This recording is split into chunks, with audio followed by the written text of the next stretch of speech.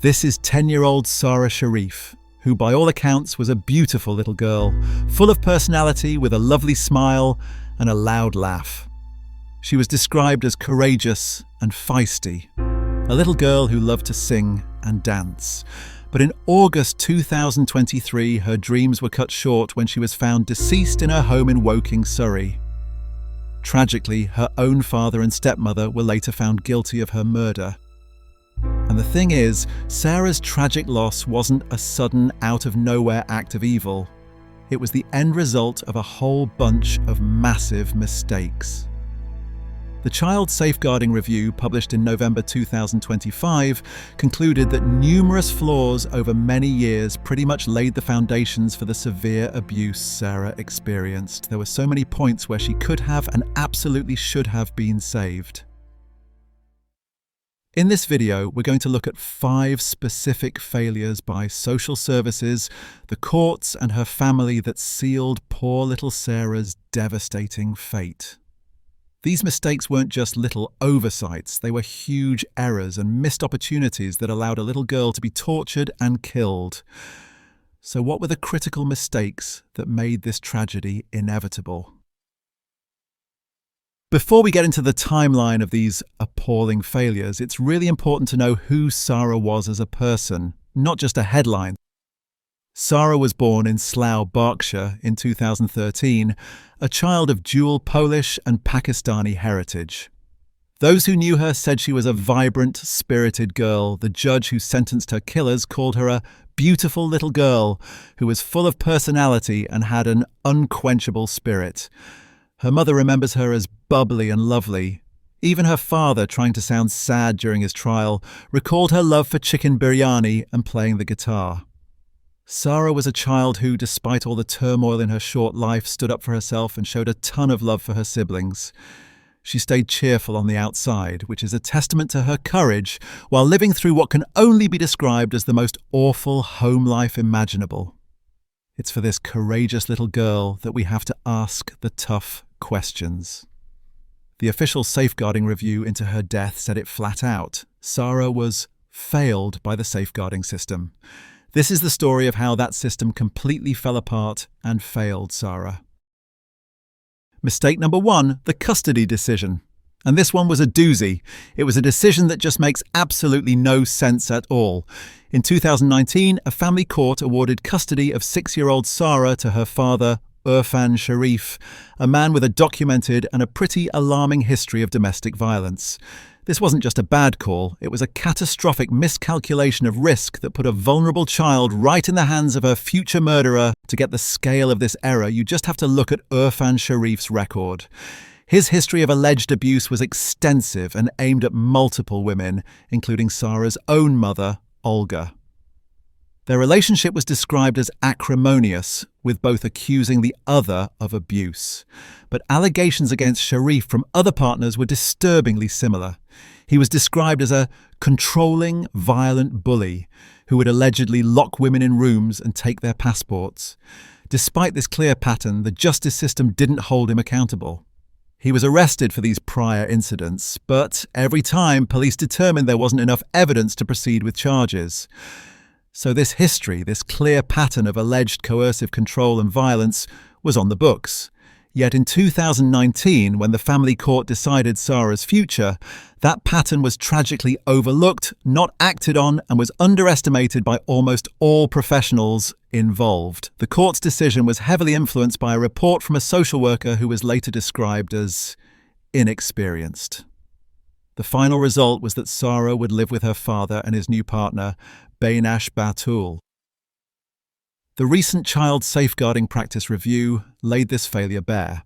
It found that professionals totally underestimated the risks posed by Sara's father. There was a huge over-reliance on his self-reported attendance at a domestic abuse program, rather than a critical check to see if his behavior had actually changed. He was, as the review suggests, a master manipulator capable of grooming not only his family but also the very professionals meant to be scrutinizing him. The system saw a checked box, attendance at a course, and thought it meant genuine reform. The review also noted that the court hearings failed to keep a sufficient focus on Sara's specific needs, and most importantly, on the ability of Sara Sharif and Beinash Batul to provide safe care. To make it all worse, Sara's mother, Olga, had limited access to Polish interpreters during these crucial hearings. Her voice, her perspective, and her warnings weren't fully heard, leaving her at a major disadvantage. The decision to grant custody to Sara Sharif did more than just put Sara in a dangerous home. It validated his authority and empowered him. It gave him the legal right to control every part of his daughter's life, creating the isolated environment where the abuse could grow and escalate, hidden from everyone. This single devastating legal decision was the first domino to fall. The system, in its wisdom, had taken a child from a place of potential risk and delivered her to a place of certain doom. If the court's custody decision lit the fuse, then mistake number 2 was the deafening silence of social services, which let the fire of abuse rage unchecked for years. Sara Sharif was not a ghost in the system. She was a known entity, a child whose suffering was repeatedly flagged, documented, and then, tragically, ignored. The Child Safeguarding Practice Review makes it painfully clear. Sara's situation was not one where information has only come together with the benefit of hindsight. The dots were there, the failure was in the refusal to connect them.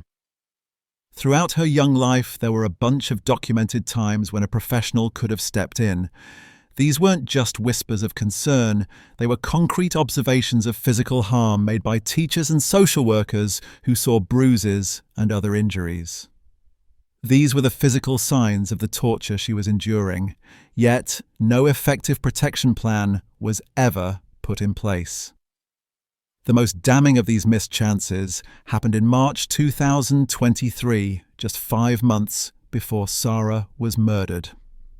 Her school did exactly what it was supposed to do. Teachers, the frontline observers in a child's life, noticed that Sara, who was normally cheerful, had become quiet and coy. More alarmingly, she had visible bruising on her face. Recognizing these as classic red flags, the school made a safeguarding referral to Surrey County Council's Children's Services. This was the moment. This was the system's chance to act and save her. What happened next was a masterclass in bureaucratic failure. According to the Safeguarding Review, expected robust safeguarding processes were simply not followed. No checks were made with Surrey Police, an agency that held key information about Sara Sharif's long history of domestic abuse allegations. A social worker spoke to Sara Sharif, who spun a lie about Sara's medical history. Astonishingly, this explanation was apparently accepted. The case, the last clear chance to save Sara's life, was closed just 6 days after the school raised the alarm. Surrey Children's Services had concluded that Sara was not at risk of being abused. This failure is thrown into even starker relief by the fact that concerns about bruising on Sara had been noted as far back as 2022. Her changing demeanour, a key indicator of distress, was not given the weight it deserved. Her voice, expressed not in words she was too scared to speak, but sadly, her withdrawn behaviour was not heard.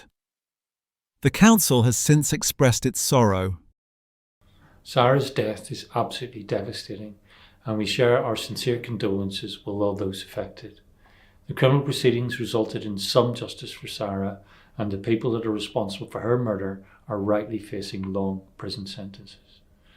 The independent safeguarding review took place to consider the practice of all agencies throughout Sara's life. We welcome both the national and local recommendations in the report, and we take the findings with the utmost seriousness. However, these apologies can't undo the catastrophic inaction. For years, Sara's pain was recorded in files and reports. The system saw her injuries, noted them down, and then just turned away. The silence from the very services meant to protect her was deafening. In April 2023, a month after social services closed her case, and just 4 months before she was killed, Sara Sharif's father made a fateful decision. Mistake number 3. He withdrew his 10-year-old daughter from school, saying he intended to homeschool her. This act was a disastrous move that severed Sara's last lifeline to the outside world.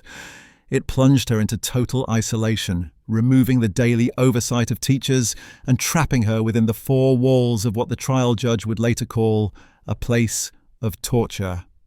For any vulnerable child, school is more than just a place of learning. It's a critical safety net. Teachers are mandatory reporters, trained to spot the signs of abuse. By pulling Sara out of her primary school, her abusers weren't just taking control of her education. They were drawing a curtain around their home, ensuring no one could see the escalating brutality. The safeguarding review was blunt. It said there was no doubt that Sara's father and stepmother used home education to keep Sara hidden from view. The system's response was another catastrophic failure. Under Surrey's policy at the time, a home visit was required within 10 working days whenever a child was withdrawn for home education. That visit never happened for Sara. The review found that this failure of management oversight was a significant error, especially since the decision to homeschool should have immediately triggered heightened scrutiny given the family's history. The isolation was absolute.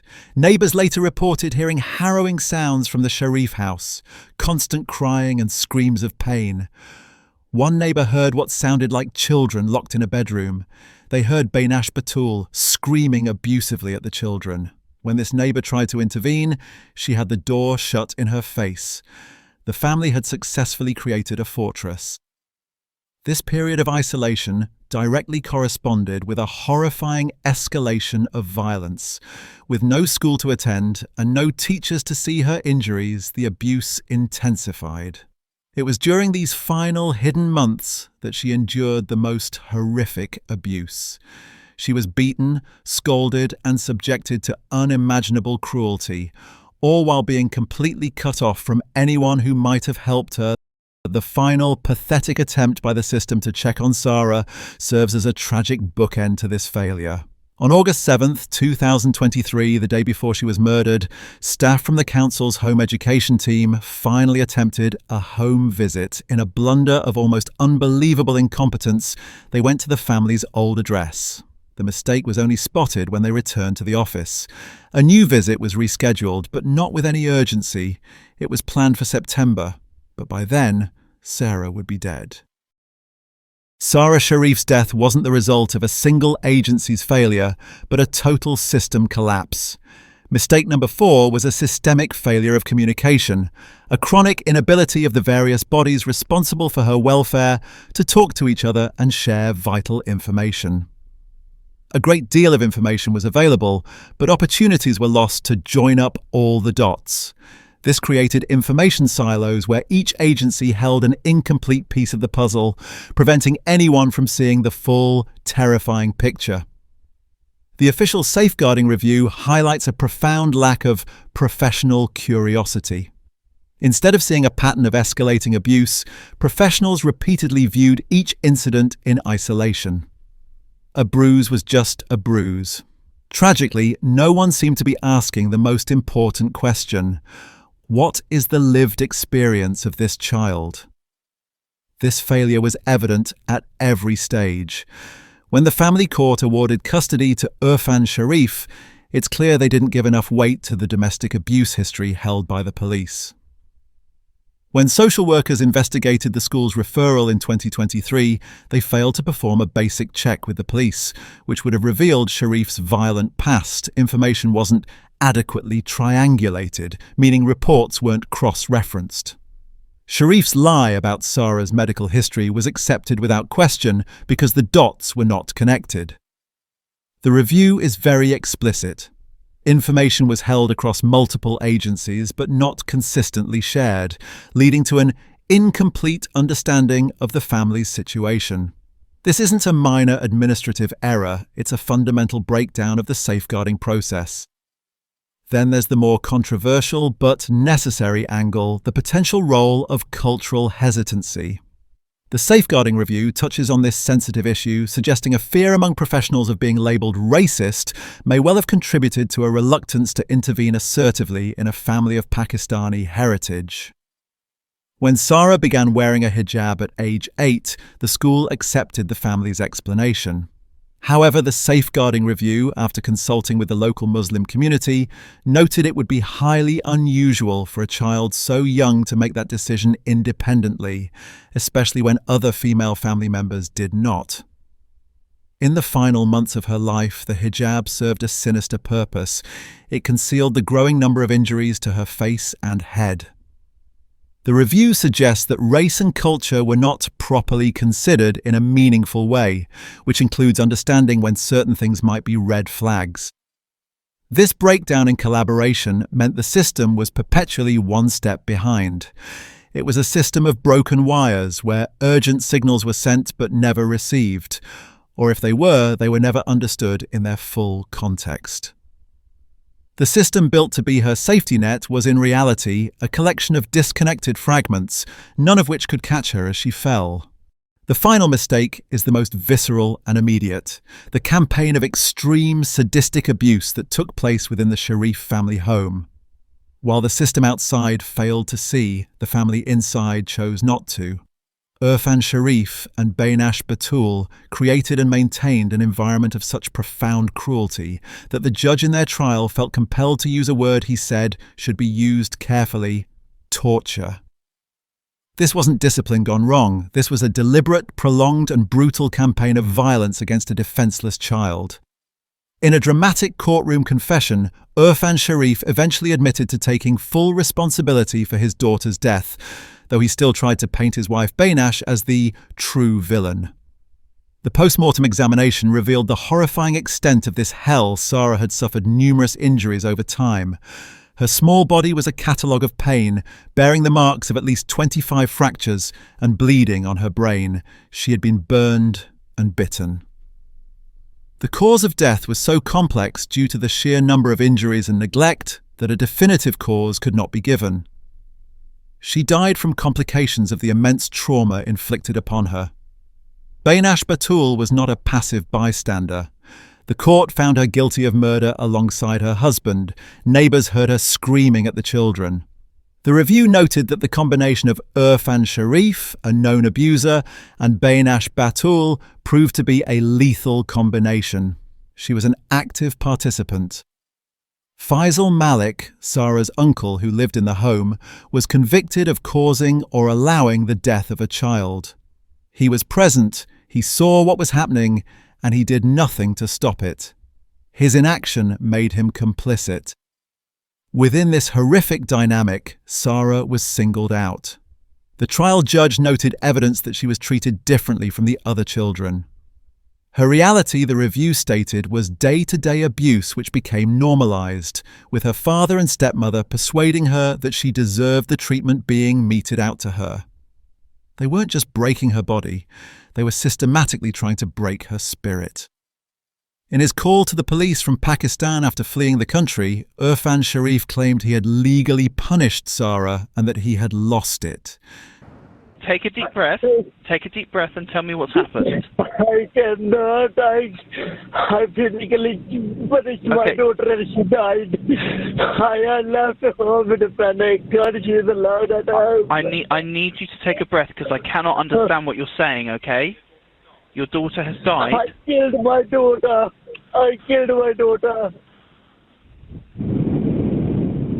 Okay. My daughter is dead. I panic and left her. Who's killed your daughter? It's me. Okay. Father. How? I said she was naughty and physically chastised. I'm going to need you to slow down, okay? How have you killed your daughter? I beat her up. It wasn't my intention to kill her, but I beat her up too much. This wasn't remorse, it was a pathetic attempt to frame torture as discipline. He left a handwritten note next to his daughter's body that read, "It's me, Irfan Sharif, who killed my daughter by beating. I am running away because I am scared." The ultimate failure rests with these three adults. They had a fundamental duty to love and protect Sara, But instead, they transformed her home into a torture chamber, and through a campaign of calculated, sadistic cruelty, they murdered her. Sara Sharif's death wasn't caused by one single mistake. It was the final, devastating outcome of all 5 of these failures combined. It began with a flawed court decision that handed a child to a known abuser. It was compounded by social services who saw the signs but failed to act. It was sealed by the decision to remove her from school, plunging her into isolation. It was facilitated by a broken system where agencies failed to communicate. And it was executed within a family home that had become a chamber of horrors. After her death, her father, stepmother, and uncle booked one-way tickets to Pakistan, callously leaving her body to be discovered. They eventually returned to the UK and were arrested. Irfan Sharif and Bainash Batul were found guilty of murder and sentenced to life in prison, with minimum terms of 40 and 33 years. Faisal Malik was sentenced to 16 years for causing or allowing her death. But justice for Sara isn't just about prison sentences, it's about acknowledging that her death was preventable. The Safeguarding Review concluded that weaknesses in the system laid the foundation for her murder. It has led to calls for national inquiries and for a complete overhaul of how agencies communicate and assess risk.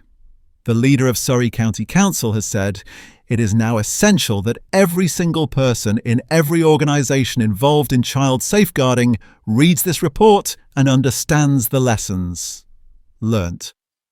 Sara Sharif was described as a courageous and feisty girl with an unquenchable spirit. She endured the unimaginable, and in the end, the systems and people who should have protected her failed in every conceivable way. Her story is a devastating indictment of a broken child protection system. It's a lesson written in the scars on a 10-year-old girl's body, a lesson society cannot afford to ignore. The greatest tragedy now would be if we fail to learn from the horrifying mistakes that sealed her fate. The details of this case are incredibly difficult to hear, but it's vital we understand them to demand change. What are your thoughts on the systemic failures in Sara's case? Share your perspectives respectfully in the comments below. And if you believe in the importance of these in-depth analyses, please subscribe to this channel for more content that seeks to uncover the truth. And as always, thank you for spending this time with me. If you found value in this look at this tragic case, please consider liking the video, subscribing, and sharing it. It really does help the channel reach more people who care about these stories. So until next time, take care, stay safe, and never stop listening for the murmurs of crime. Bye for now.